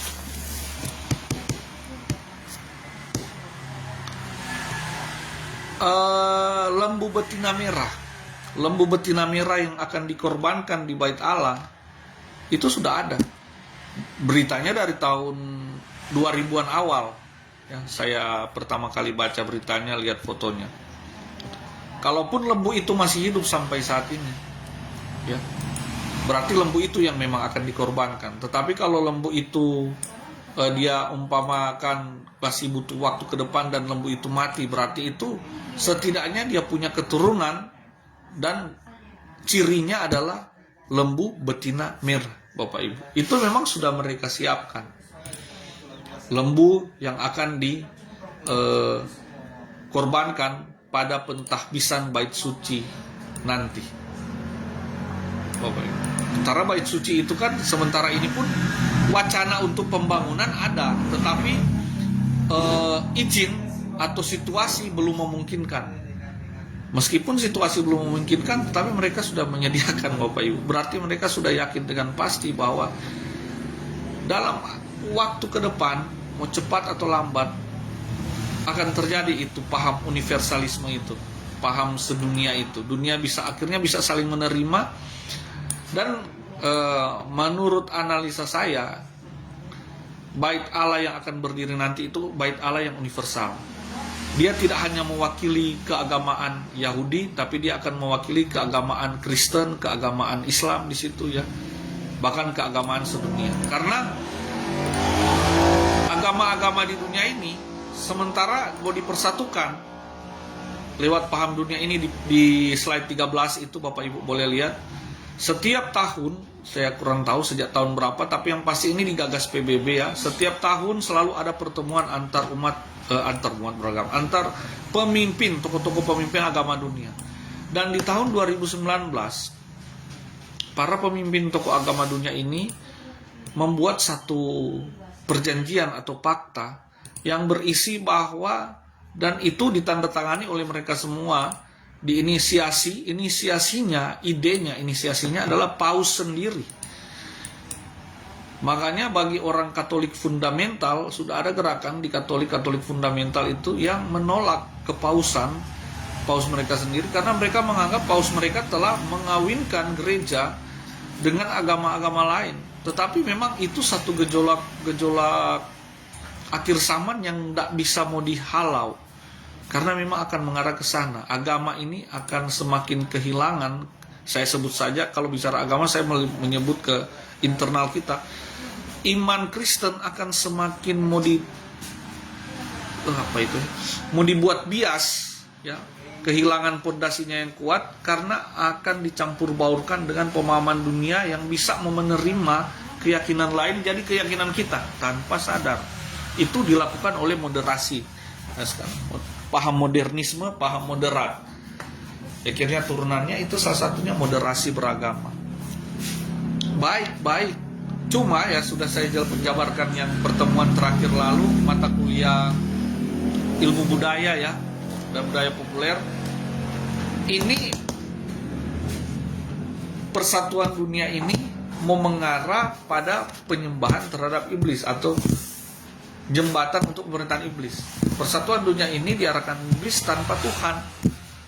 Beda dengan persatuan yang mau diarahkan Allah bersama dengan Tuhan. Itulah kaum keluarga kerajaan Allah yang didirikan oleh Tuhan Yesus. Di situ jelas di luar Yesus sebagai jalan kebenaran dan hidup tidak ada keselamatan. Beda dengan dunia ini mengajak kompromi. Iblis mau pakai jalannya sendiri. Jadi sebenarnya begini kok Bapak Ibu, paling simpel. Iblis ini meniru. Dia meniru lalu menghasut apa yang dia tiru dengan mengatakan bahwa produknya yang benar. Produk yang asli itu justru yang tiruan. Gitu. Itu caranya iblis cuma seperti itu selalu Bapak Ibu. Jadi dia menyalahkan Allah, selalu mau mengantar orang untuk jauh dari Allah dan akhirnya Allah disalahkan, menyalahkan Allah. Kalaupun tidak menyalahkan Allah secara gamblang, membuat manusia jauh dari Allah. Itu tujuan iblis. Sebaik apapun dia punya kasat mata, dia punya tampilan lahiriah, tetapi kalau tujuannya adalah untuk menyelewengkan manusia dari Allah, menjauhkan manusia dari Allah, itu pekerjaan iblis. Pekerjaan Allah adalah membawa manusia untuk semakin dekat dan mengenal Allah dan menjadi serupa dengan Allah, sempurna seperti Dia. Itu kan firman Tuhan bilang. Itu ditandatangani 2019, di mana salah satu poinnya, nanti saya carikan ya kembali Bapak Ibu dan kirim. Salah satu poin dari perjanjian bersama itu adalah adalah begini. Bunyinya kurang lebih, gereja mengakui bahwa di luar kebenaran bukan hanya ada di dalam gereja, tetapi berada di luar gereja. Dalam arti berada di agama-agama yang lain. Ini yang ditantang oleh kaum Katolik fundamental. Bahkan jangankan kaum Katolik fundamental, kaum Kristen fundamental pun yang berakar kuat sama Yesus pastinya tidak setuju dengan ini. Tetapi memang keadaan dunia agar supaya melancarkan itu globalisasi, itu persatuan dunia, bukan cuma bidang sosial politik, bahkan bidang agama, jadi satu agama dunia bisa bersatu, saling menerima semua. Ya memang harus begitu Bapak Ibu. Dan kita sudah tahu, puji Tuhan, ini adalah rancangan dari si jahat. Itu di slide 12 Bapak Ibu lihat, itu yang penggenapan si pelacur Babel Bapak Ibu. Kalau di kitab Wahyu ada binatang keluar dari dalam laut toh. Dia berkepala 7, bertanduk 10. Lalu ada satu tanduk itu yang kecil itu, yang di kitab Daniel sudah bilang awalnya juga kerajaan Romawi baru kan itu. Itu antikristus, tanduk yang menyombong itu, punya mata jelek itu, mata yang menyombong, mulut yang menyombong gitu. Antikristus. Nah, lalu binatang ini atau antikristus ini ada yang menunggangi seorang wanita yang digambarkan the mother of harlots, ibu dari segala pelacur, itu di kitab Wahyu. Ini tidak bicara lahiriah Bapak Ibu, penglihatan Yohanes ini yang merupakan lanjutan dari penglihatan Daniel. Ini ada artinya. Dan ternyata ya, hermeneutika eskatologi, pendalaman eskatologi mengartikan ini adalah itu binatang tadi kan sudah jelas antikristus, kerajaan Romawi yang modern, persatuan Eropa, pemerintahan antikristus nanti. Wanita yang duduk di atas binatang ini mabuk oleh darah orang kudus, dikatakan di situ. Kalau gereja Tuhan kan itu disebut mempelai Allah Bapak Ibu, mempelai Allah. Seperti pengantin ya, ketika Tuhan Yesus datang dia menyambut, dia punya pengantin perempuan, gereja ini pengantin perempuan, mempelainya. Nah ketika dia disebut pelacur, berarti kalau disebut pelacur dia ini tadinya mempelai, tapi akhirnya dia melacurkan diri. Dia dikatakan di sini, diartikan bahwa inilah gereja yang melacurkan diri dengan dunia. Gereja Tuhan sebenarnya yang mengikat diri dengan perjanjian dunia, mengikat diri dengan perjanjian dunia yang mau mendukung, menjembatani atau mendukung ini gerakan untuk memperlancar kedatangan antikristus, gerakan untuk memperlebar kedatangan antikristus. Gereja yang berkolaborasi, gereja yang berkolaborasi dengan kepentingan antikristus lewat pemerintahan dunia. Ya, itu lebih tepat Bapak Ibu. Ya itu tadi yang digambarkan, persatuan agama sedunia ini adalah satu contoh, satu corak di mana gereja yang melacurkan diri dengan kepentingan dunia. Sampai dia mengorbankan iman kepercayaannya demi paham humanisme itu, demi kebersamaan dunia, tujuan dunia, bersatu tanpa Tuhan sebenarnya. Meskipun bilang-bilang Tuhan nanti, kayak Tuhan bilang, percuma ibadahmu begini, kalau ya, orang memanggil-manggil nama Tuhan, percuma menyebut nama Tuhan, tapi hatimu jauh daripadaku. Karena Tuhannya di situ hanya jadi simbolik, itu hanya jadi formalitas. Tapi semangatnya sudah semangat perlawanan Babel modern ya, menara Babel modern, perlawanan terhadap Tuhan. Saya berdoa Bapak Ibu paham yang dimaksudkan di sini. Itu slide 11. Itu di bagian teknologi, penggenapan di bagian teknologi, biometrik, blockchain, chip, dan sebagainya. Serial number itu WO 2020-060606, itu sistem kriptosurensi. Dia muncul di bulan Maret Bapak Ibu 2020, itu ada dia punya website resmi Bapak Ibu. Ini yang saya screen website resminya itu, saya kasih di halaman slide 8. Bapak Ibu boleh ketik saja di Google, cryptocurrency system using body activity data. Saya kasih contoh di sini ya. Itu web resmi mereka Bapak Ibu. Itu diresmikan tanggal 26 bulan Maret 2020. Dan di Indonesia COVID itu resmi di tanggal 18 Maret 2020. Yang saya ingat masuknya jadi resmi pembatasan sosial ya. Tapi sebelumnya kan udah masuk dari bulan Januari kalau tidak salah ya. Tapi resmi pembatasan sosial di Minahasa terjadi 18 Maret 2020. Tanggal 26 Maret 2020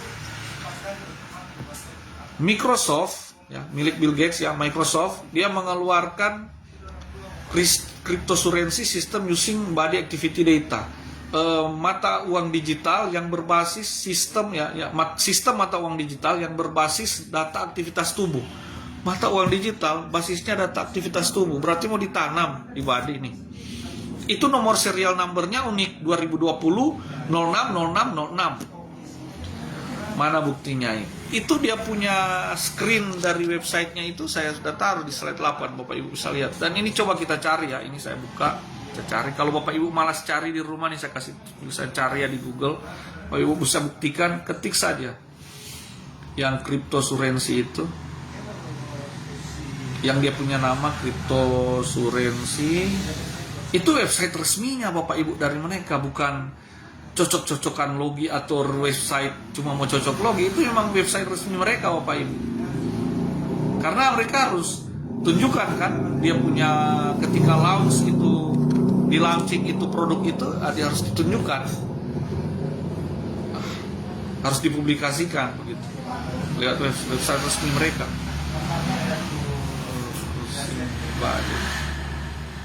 Ini saya belum kelar ketik Bapak Ibu sudah muncul, dia sudah tahu apa yang saya cari ya. Ini activity data.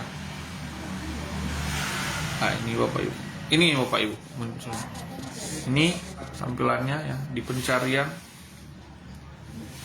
Nah ini dia WIPO, ini WIPO ini. Saya klik saja ya, WIPO ini. WIPO ini WO sekian. Ini dia punya website resmi Bapak Ibu, saya kasih tunjuk dan dia buka ini. Dia punya hak paten. Lama banget yang kebuka. Tapi dia punya screen itu saya sudah kirim di slide ke 8 Bapak Ibu. Bapak Ibu bisa lihat. Tapi untuk lihat langsung juga ya enggak apa-apa, saya kasih lihat di sini. Dia punya hak paten ini Bapak Ibu ya.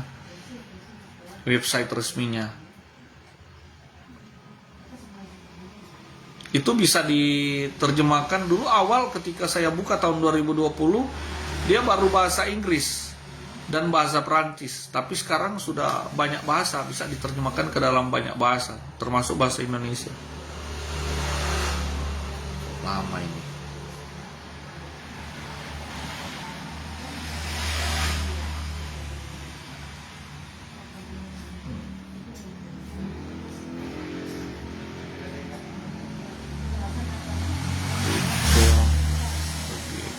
Data. Nampaknya ini akan jadi slide yang terakhir. Ini ya Bapak Ibu. Nanti saya buka ya ini sih. Ini dia punya web. Dengan ID 2020 juga itu ada webnya. Itu akan jadi KTP global ke depan. Kalau ini ya ini cryptocurrency yang 060606 ini dari WIPO ini, produknya Microsoft teknologi ini, dia ini akan dipakai untuk data aktivitas tubuh nanti. Chip yang akan ditanamkan pengganti mata uang, jadi mata uang digital nanti untuk transaksi kita ke depan.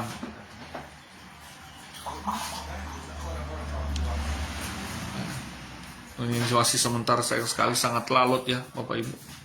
Coba saya buka di HP yang sebelah, siapa tahu tidak lalot.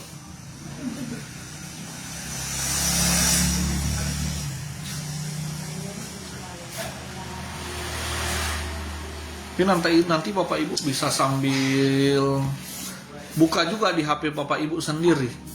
Di situ kan jelas di slide 8 Bapak Ibu tinggal ketik, dia punya judul itu cryptocurrency system using body activity data, muncul nanti di Google.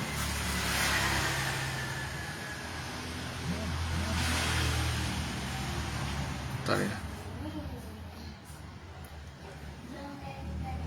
Cryptocurrency system using body activity data. Nah ini cepat ini.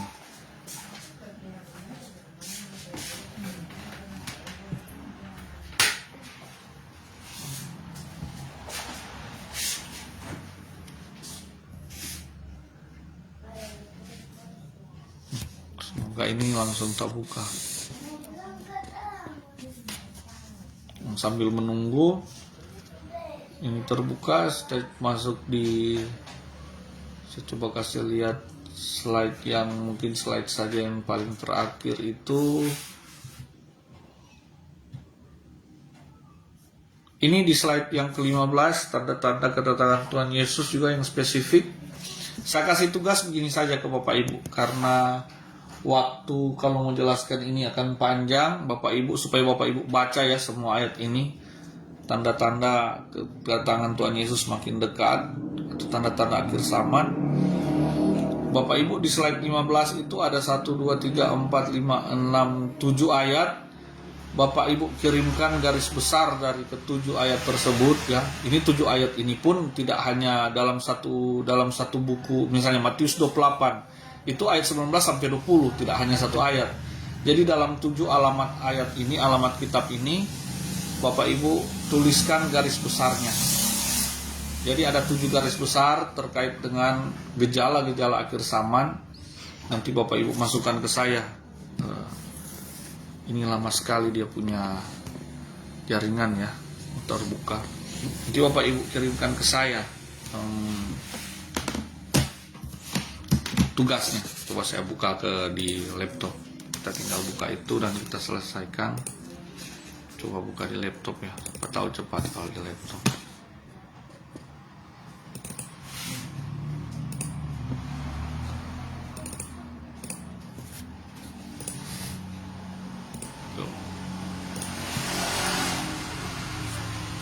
Dengan itu simulasi pandemi COVID 2020, dia punya website resmi itu ada. Mereka sudah simulasikan dari tahun 2019. Jadi kalau bilang Epstein Files ini, aduh, itu Epstein Files, tidak heran lagi bagi saya karena itu website resminya dibuka di depan mata kita, Bapak Ibu. Diakses sampai sekarang ada. Itu ini saya ada di slide barangkali itu saya bagi, coba saya lihat. Waduh, nah ada. Dia punya alamat web, nanti saya kirim di grup sebentar. Jadi mereka punya rapat simulasi ketika terjadi pandemi, tapi mereka kasih nama tuh virus novel coronavirus. Makanya ketika COVID-19 baru muncul, mereka sebut novel coronavirus.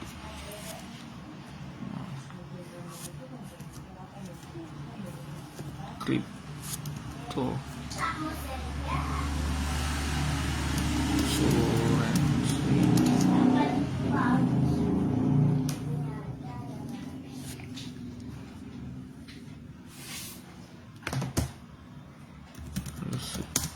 Body activity data. Nah, ini paling atas. Semoga di laptop dia cepat kebuka.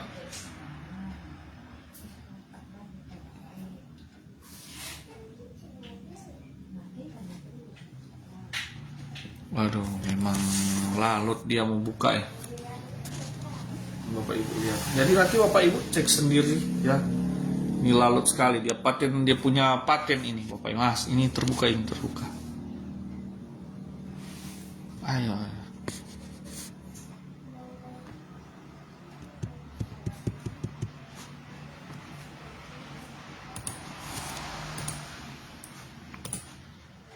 Baru itu.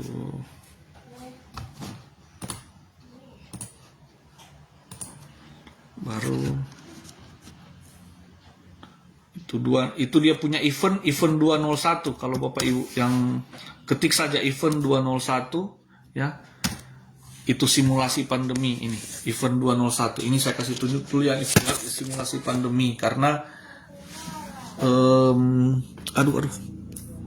ini saya kasih tunjuk yang simulasi pandemi event 201 ya Bapak Ibu. Ini namanya event 201. Ini dilaksanakan di bulan September 2019 ya. Namanya event 201. Semua yang terkait kesehatan,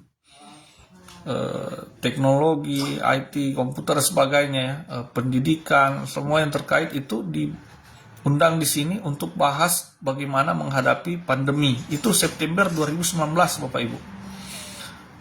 Ini website resminya.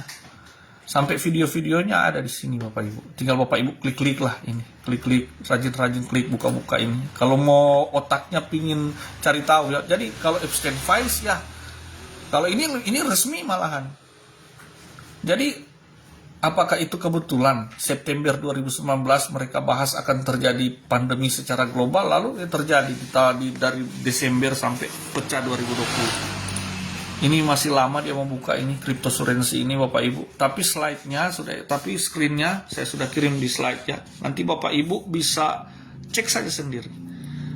Ketika sudah bisa dibuka ini lalut sekali soalnya tuh cryptocurrency dia mau buka ini. Cryptocurrency punya ini. Dia punya website. Lalut sekali mau buka. Di sini Pak, WiFi nama apa Pak? Di sini. WiFi nama apa? Raung Poli. Apa dia punya? Siapa tahu ya. Sebentar Bapak Ibu. Ini pokoknya kalau nak buka sampai jam 9 malam Bapak Ibu harus tonton ya. Nah, tuh. Raung Poli koneksi. Dia punya password apa? Mau buka itu Kak. Siapa tahu lebih apa? Siapa tahu lebih kencang Kak. Karena dong tesa yang biar aja. Kalau dong tesa yang dong Bapak nak tahu, tak kira dong Bapak tahu di kode. Dong udah rubah. Oh, dari siapa dong rubah? Udah rubah baru ini ya. Ini kok lalut sekali membuka. Oke Bapak Ibu, nanti Bapak Ibu buktikan saja sendiri buka ya. Bagi yang memang kalau ada kan yang berpikir aduh saya udah percaya lah, ngapain juga mau cari tahu, saya udah percaya pokoknya puji Tuhan lah. Tapi kalau aduh saya perlu cari tahu ya, cek aja sendiri Bapak Ibu situ.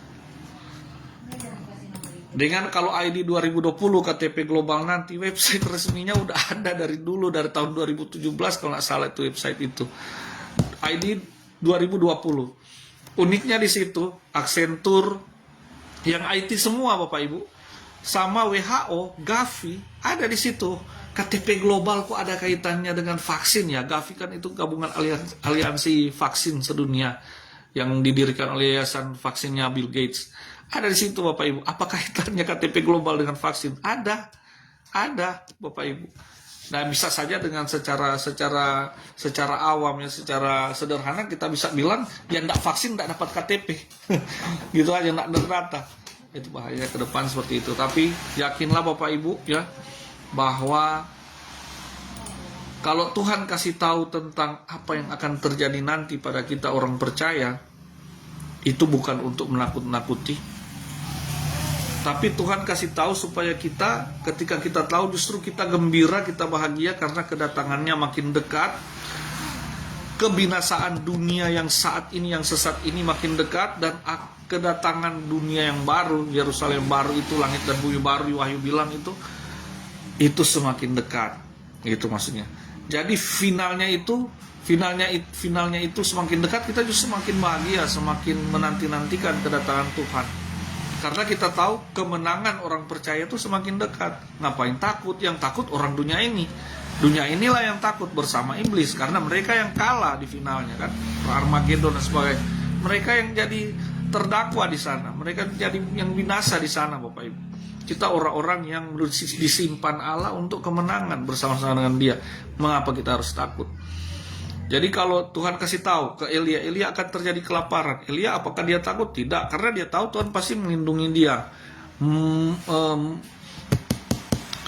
menolong dia, Tuhan pasti menyingkirkan dia. Begitu pula dengan kita, Bapak Ibu. Ketika kita tahu masa kesukaran nanti, kita yakin percaya bahwa Tuhan pasti akan menyingkirkan kita, menyimpan kita dalam kemurahannya, Bapak Ibu, pertolongannya. Itu pasti. Seperti Bapak Ibu, semua dekat-dekat ujian, rasa deg-degan ada, oke. Tapi sedekat ujian kan makin bahagia untuk karena semua lulus, semua wisuda sebagainya. Kurang lebih seperti itulah, meskipun tidak begitu dekat, tapi kurang lebih seperti itu, Bapak Ibu. Semakin dekat finalnya, ya, semakin dekat justru kita harus semakin bahagia, semakin sukacita, semakin yakin akan keselamatan yang datang dari Tuhan. Ya, puji Tuhan. Oke Bapak Ibu, terima kasih semuanya yang sudah hadir malam hari ini. Terlihat ada 12 yang hadir secara live. Puji Tuhan, mari kita akan satu dalam doa, tapi kita tidak apa-apa, kita tutup dengan satu lagu dulu sebelum kita berdoa untuk kita sembah Tuhan, kita bersyukur kepada Tuhan. Ya, terima kasih, ini udah kirim-kirim like, love dan sebagainya. Itu maksudnya bukti bahwa Anda mau berinteraksi, ya, Anda menunjukkan bahwa ada diberkati juga bersama-sama dengan dosen yang mengajar, ya.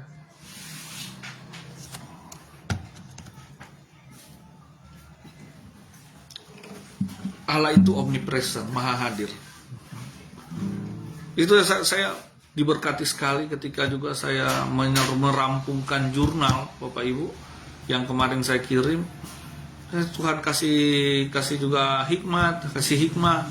Dia itu maha hadir, ya, bukan cuma maha hadir di segala, ada lagu bilang segala musim. Tidak juga cuma begitu, di setiap waktu, karena dia kekal, Bapak Ibu. Jadi dia akan pernah meninggalkan kita. Situasi sesulit apapun, dia itu selalu ada, Bapak Ibu. Dia yang akan terpisah dari kita, Bapak Ibu. Dia jaminan kita. Jadi tidak usah takut dengan gejolak dunia ini. Mau mati lampu berapa puluh minggu, daging ini takut, Bapak Ibu, ya, pasti risau dengan segala kesusahannya, ya, nanti. Tapi ingat, Roh yang akan memelihara engkau, memelihara kita semua. Tuhan pasti pelihara, Bapak Ibu. Amin. Dan bagi orang-orang percaya, bagi kita semua.